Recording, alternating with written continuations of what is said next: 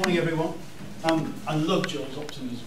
Absolutely wonderful. My glass is always half full without even showing it down. And what I'm about to say could be something of an understatement.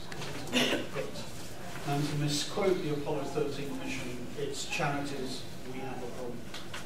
But problems come. I've lived through the 3-day week, miners' strike, inordinate numbers of disputes in industry, extremely poor management, senior management level in British industry, lots of problems economically, a couple of very serious recessions, and a period of hyperinflation. But never, ever before have I lived through a period when there's a mountain of debt behind us. And we don't understand that. It's a place we've never been before. The country keeps printing money, which sounds great, and we're living a lovely life. But the national debt is 1.56 trillion. There's a weekly budget deficit of £2 billion a week. And you know what that's going to mean. We already know it's going to mean a £30 billion reduction in government funding next year. And whatever happens, we know we have a challenge. Hopefully, what we will see in the next few years is an equally momentous resurgence in leadership. And leadership at all levels. Leadership becomes extremely important. If only it can put an end to this continuous media-driven mayhem of complaining of politicians, decision makers for the sake of getting a number of TV ratings or however many posts on social media. We have to do something about leadership. And that starts now. As soon as you leave this room, as you're sitting there now, leadership change starts now. And it becomes important. And I'll go on to explain why. So a little bit of a story. It's not a plug for the PFRA, but let me explain what we do. PFRA is a membership organisation. We provide approved access to high streets for charities and providers to raise money from consumers, from the public, via direct debit. Very, very simple process. We will be doing the same for door-to-door fundraising shortly, because that truly needs attention. In the past 3 years, we've set up over 250 arrangements with city centres, local authorities. We have 101, I think it's 101 as of yesterday, site management agreements with city centres, where we've gone into a local authority, we've sat down with them, and decide what streets charities can stand and ply their wares to get people to sign up for direct debits. And there's more of that to come as time goes by. And I suppose the way to look at this is, if we didn't do this, if we didn't try and exercise some elements of control, there would be chaos on the high street. Because we've lived in periods of time where one set of fundraisers bunches up to another set of fundraisers outside Marks and Spencer's in Moorgate, and that happens. So that happens. And it really isn't the way to do things. It's not good. So we have to set about gaining control. And we do that by having a code of fundraising that's set up by the Institute of Fundraisers. And what we do as a PFRA is every month we carry out, I think it's 55 mystery shopping exercises. Because we know where a team of fundraisers is going to be sited, we have people looking behind pillars, watching and seeing how they behave. And if they behave badly, if they break the rule, can you do one of the things they're supposed to do? It's a regulatory requirement. They have to disclose who they are. I'm Paul Stallard from Cancer Research. I get paid, whatever it is I get paid, blah, blah. Sometimes we get 85% of those we go and watch don't do that. There's a reason, which I'll come on to. But we do 55 of these mystery shopper exercises every month. And when we find miscreants, when we find people who break the rules, we allocate points to them. And after a period of time, when those points accumulate to a certain level, points become money. We charge them, we fine them. In the last 2 years, we fined about £120,000. Now, as a target on our annual budget plan, fines is 0, as you'd expect.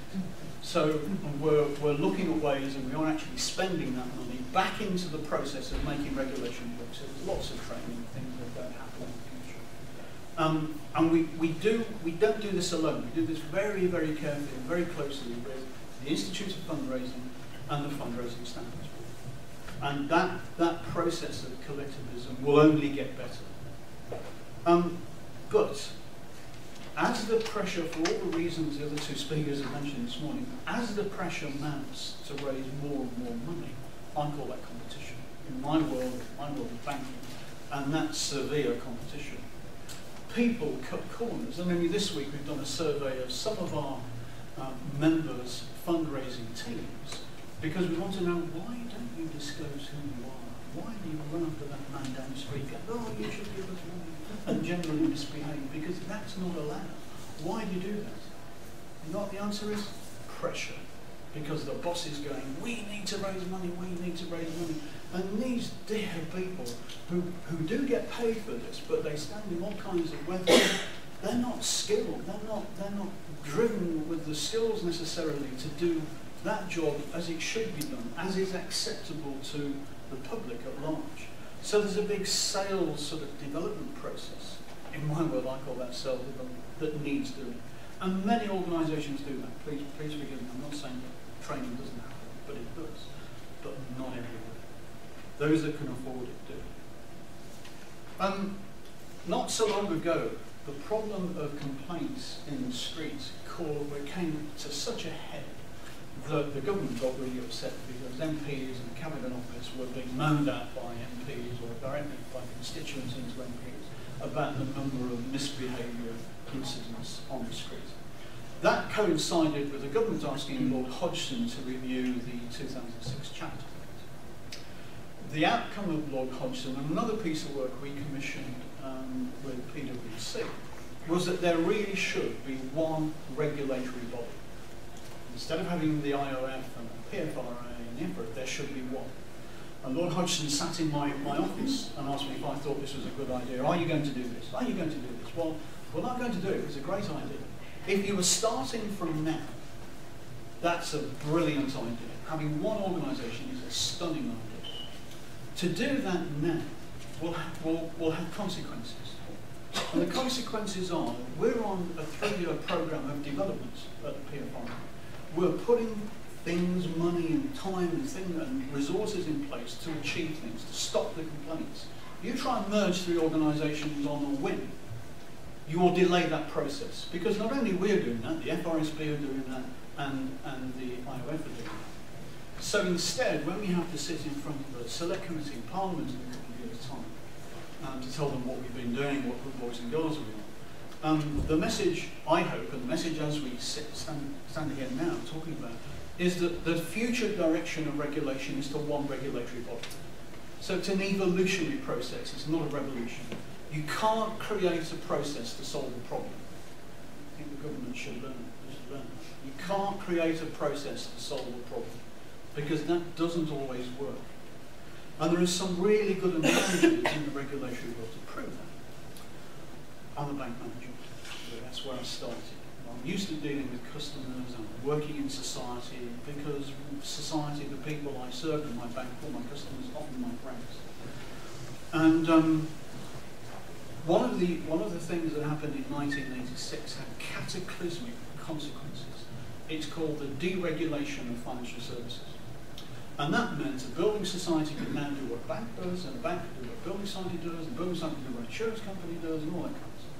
And we had 6 years, we knew this was coming for a whole 6 years. And we went to America and spoke to the Americans, and they had it about a decade before we did. And the Americans said, consequences are chaos. It is chaos. You won't know what's hit you. And being British, we went, we can do it. And big mistake. Because the day after deregulation happened, one of my bosses called me, and I'm marketing manager, and said, I want to write to 500,000 people and sell them an unsecured loan. Oh no, 500,000, send a letter out, we'll sell them. But they don't know we do loans. Well, we'll write to them, they're our members, they'll understand. No, but they don't know we do loans. If you ask 100 people in the street, 80% of them will say they get loans from a bank, a personal loan from a bank, not a building society. And more of that kind of thing happened. One of my friends was given a budget of £34 million to go and buy an estate agent, because the building societies were going to become estate agents. And this fool asked me if I'd be his sales and marketing director, and I said, well, what are you going to do? He said, I'm going to imbue estate agency service with a building society kind of thing. Oh, really? Really nice and friendly, warm and cuddly. What are you going to do? Do you know why estate agents make profits? And he said, no. I said, because they are sons of bachelors. That's what people think. they rip you off. Never tried to buy a house. And we're a building society. Good idea. Someone in Yorkshire who sold, the press here. You're being filmed. Someone who sold, be on YouTube, who sold an estate agency business for an enormous amount of money, bought it a few years later for a fraction of what he sold it for. Why? Because the building society on estate agents.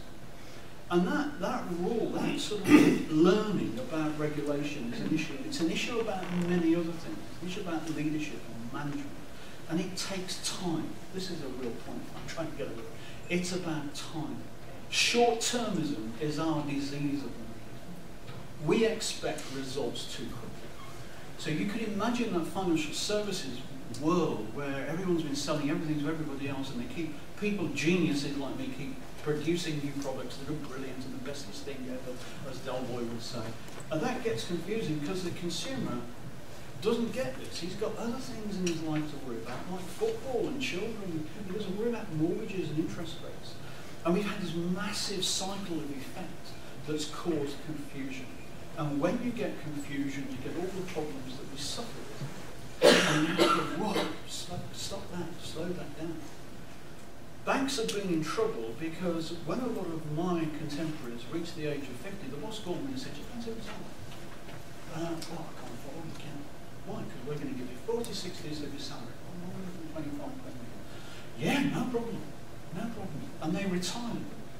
And what they did is retire all that experience, the 30 years of learning about lending money to businesses and people, went out the window to be replaced by a smart little thing in a suit with an MBA who knows nothing about lending, can only look at a balance sheet and try and make sense of it.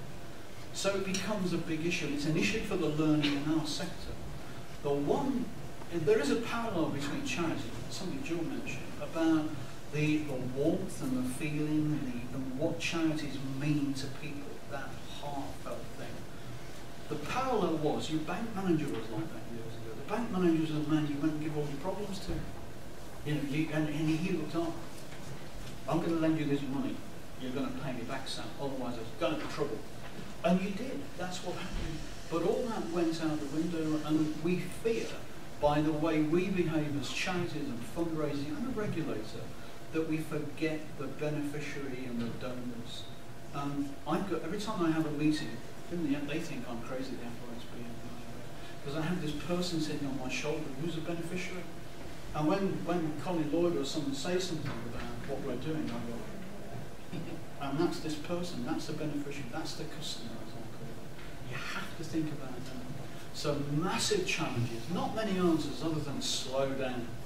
And probably avoid, I was at a fundraising, Leaders in Fundraising conference in London, and I think I shoehorned my way into this because people said, well, you're the chairman of the PFRA, you're a fundraiser. But I was interested in listening to fundraising directors, and I am so sycophantic, I'm not honestly.